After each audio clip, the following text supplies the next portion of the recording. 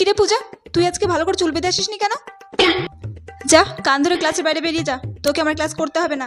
Ma'am, আমি তো তাও একটা চুল বেঁধে এসেছি, চুলে একটা গার্ডার দিয়ে এসেছি, আর প্রিয়া তো পুরো চুল ছেড়ে চলে এসেছে। আপনি কই ওকে তো কিছু বলছেন না?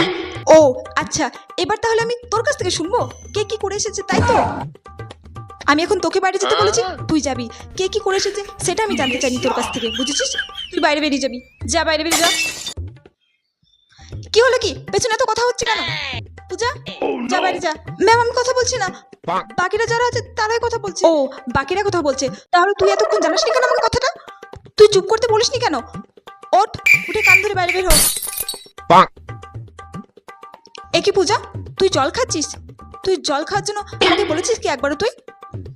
ম্যাম, জল খাবো? হ্যাঁ হ্যাঁ খা, জল খাওয়ার জন্য আমাকে আর বলতে হবে না। খা খা।